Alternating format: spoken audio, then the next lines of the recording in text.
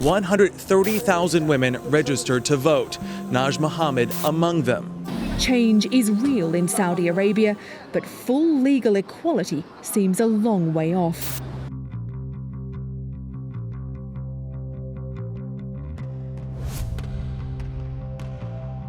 Some of the vast differences between the West and the Middle East include women, but are not limited to pretty much anything under the sun. You know, I wonder if my student loan debt would transfer over. It's pretty clear that Arab women, specifically migrants, first-generation migrants that is, are kind of different than second generation. Arabs live differently than their family members or other Arabs living in the Middle East. One example of this would most likely be that most Muslim wives are different when they come here. However, as we've already found out, second generation is a little different. They've grown up with a wildly different mindset. So even if you hate it, I still rap my hijab. Given they still have the traditional push from their parents, who migrated here that is. So that leads us into women's rights. While the West might have a better track record for it, the Middle East certainly doesn't. And that's why women have a long-fought battle against not having the same rights as their gender counterpart. Arab women have experienced a very different fight, but one that stands in the same manner as the first and second wave of feminism. However, it's resulted in a different pushback from what Arab feminists have been able to accomplish. This may include being threatened in their homeland, and on some rare occasions, even face the possibility of being executed for their views.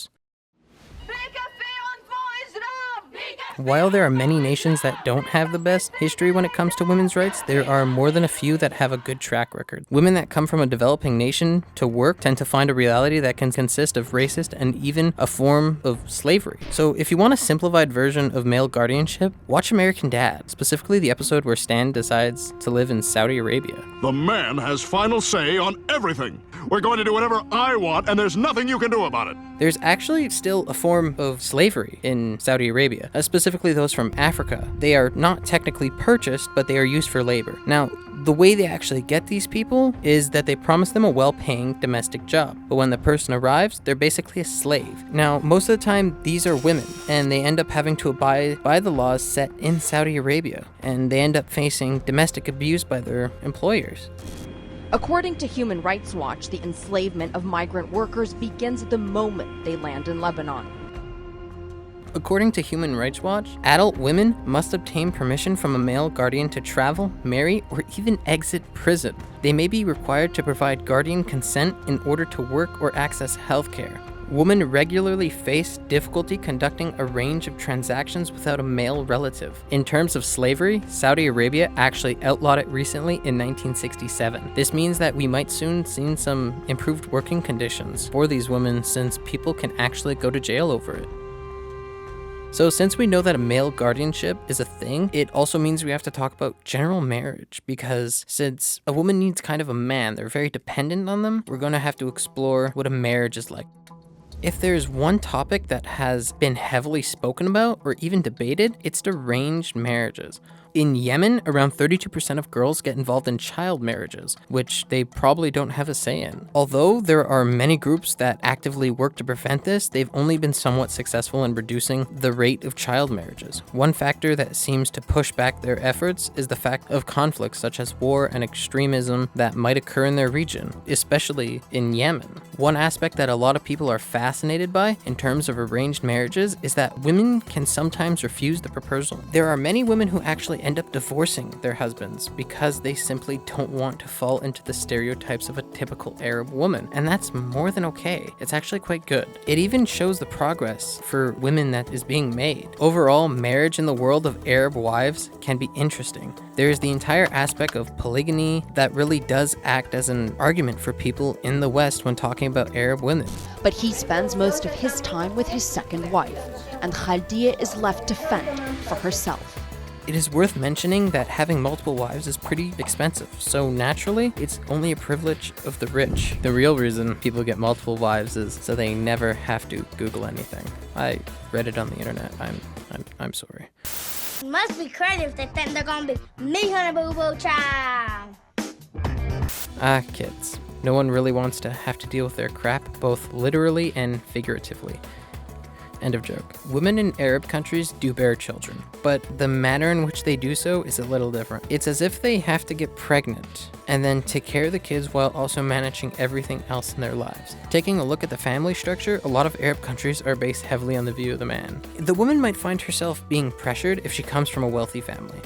There are many aspects of people trying to put some form of pressure on women to have kids. However, there is a little bit of a resistance to this. There are many women who don't want children and simply try to avoid having them. They quite literally tell their parents that they don't want kids, which is common, and it seems like it holds up in the West and the Middle East. Having children isn't always a bad thing. It can actually leave behind a legacy of greatness and kind of reduce the amount of work that a woman has to do around the house. It can also ensure that you have someone to take care of you down the line. One last reason is that giving life is incredibly beautiful. There's nothing like coming to the realization that a woman can have her traditions live on in another human being. Most Muslim countries support women going to schools, unless they're on the more radical side. Despite that pushback, in a few countries such as Pakistan, in specific areas, people tend to be more conservative. So, in short, women can't get educated in certain parts of their Arab countries. One thing that might prevent women from getting an education is a conservative family member that could threaten violence against them. Even sending a female family member to school could be dangerous, but it really does depend on the location of where they live. Cities are apparently a little better for education, according to our source, Sarah, who I interviewed. In fact, her mother came to Canada as a refugee because she was fleeing a rural area of Pakistan. When taking a look at actual literacy rates for women in many of these countries, they're generally pretty close to the male literacy rate. In Yemen, I took pictures of women who were the first members in their families to go to university because access to education in Yemen is quite difficult. It used to be common in the West in terms of having girls and boys somewhat separated, but has long been removed from society as it's seen as wrong. Currently, certain parts of a household are segregated, such as the living room and overall location where men go to speak to each other. In Saudi Arabia, there is no such school where someone can get a co-education, which means getting to have both genders in a classroom. In some cases, it goes as far as to even consider different textbooks, as was supposedly the case in Iran. A career. It's called that because you're always looking in the rear of your life. I'm sorry you had to go through that. I'm sorry. Arab women can indeed work, but after university, they find some very harsh realities. They, much like Western graduates, have trouble finding work. It's actually been said that while women are becoming more educated, only 1 in 4 are either employed or seeking a job. That is half the global rate, which means that one of those reasons is that a country might find itself in a terrible war, where most services suffered during the conflict.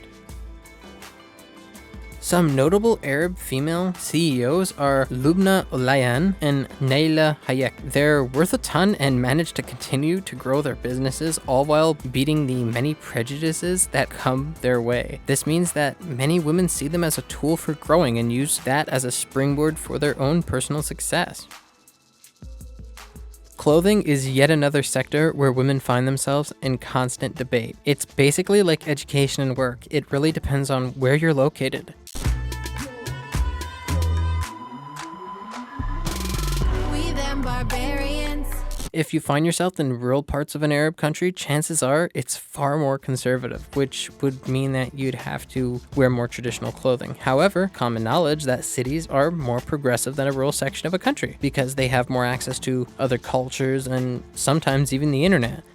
This would mean that a woman might be able to express how she dresses a little more in those urban locations. Now, we've got to talk about the good parts. The hijab has actually turned into a mildly trendy thing, as in people are using it to empower women and encourage them to show off their talents for what they are instead of being judged on what they wear. One good example of this is Mana Haidar, who actually has a full-on song called Hijab. It covers showing off the hijab in a positive manner, and that's important since a lot of people tend to forget about that aspect of it.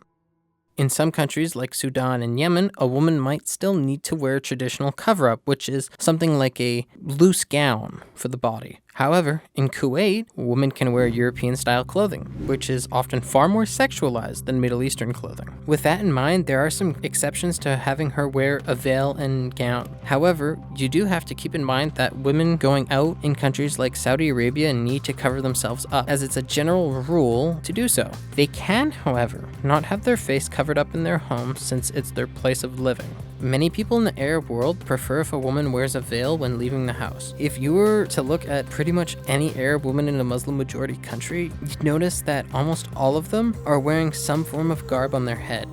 In other countries, it's not mandatory, but is prevalent in society, which will make most people submit to that social pressure, just because it's been common practice for a long time. Wearing a veil has not always been normal though.